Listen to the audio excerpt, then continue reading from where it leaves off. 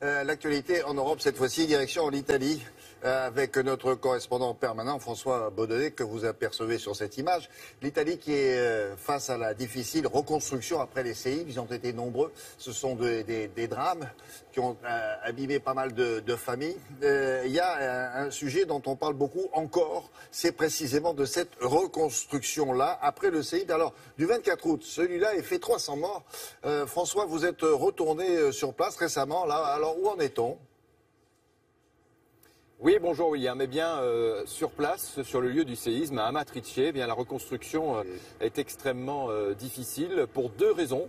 D'abord parce que la bureaucratie est omniprésente et du coup, les choses prennent beaucoup de temps. Il faut savoir par exemple, William, qu'il y a une vingtaine de petites maisonnettes en bois qui ont été construites pour les habitants. Eh bien, ces maisonnettes sont tellement peu nombreuses, j'ai envie de dire, qu'elles ont été attribuées par tirage au sort. La deuxième raison du fait que cela traîne beaucoup, eh bien, c'est qu'il y a eu des intempéries terribles.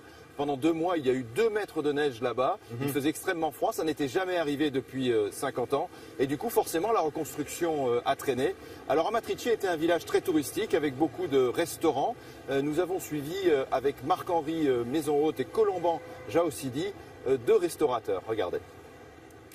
Dans les ruines d'Amatrice, 6 mois après le séisme, Angelo nous montre le lieu qui faisait sa fierté, son restaurant. Voir comme ça, détruire toutes les choses que j'ai mis une vie entière à construire, petit à petit, ça m'arrache le cœur. L'établissement était florissant. Il pouvait accueillir jusqu'à 700 personnes par jour. Ici, tout est resté figé au moment précis du séisme, le 24 août, au petit matin.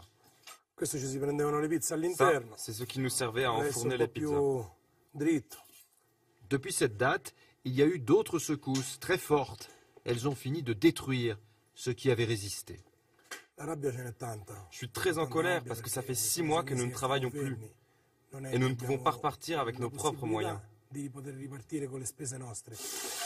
Repartir, ou plutôt continuer, c'est le choix d'Alfonso.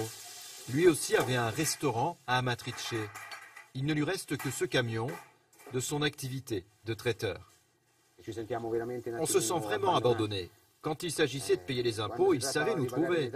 Pour nous aider, il n'y a plus personne. Alfonso prépare la spécialité d'Amatrice, les pâtes à la matriciana. Il les vend dans toute l'Italie.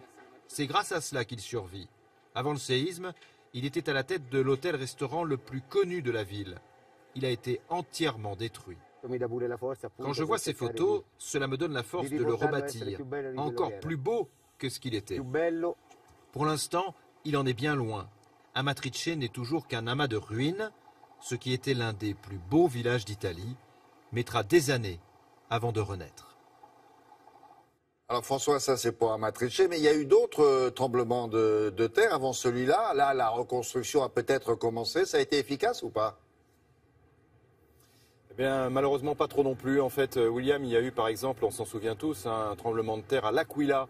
C'était en 2009, ça fait donc presque 8 ans. Là aussi, il y avait eu 300 morts. Alors L'Aquila, c'est une ville beaucoup plus importante qu'Amatrice, c'est une vraie ville. Et bien 8 ans après, en fait, les habitants ne sont toujours pas revenus, nous y sommes allés, ne sont toujours pas revenus dans le centre de L'Aquila. Pourquoi ? Parce que la reconstruction, effectivement, a été très longue. Et puis, vous savez, il y a un problème aussi à Amatrice comme à L'Aquila, c'est que parfois les gens n'ont plus envie de vivre ici. Oui. C'est un véritable défi d'ailleurs pour les autorités de faire revenir du monde dans ces villes où il y a de toute façon énormément de tremblements de terre.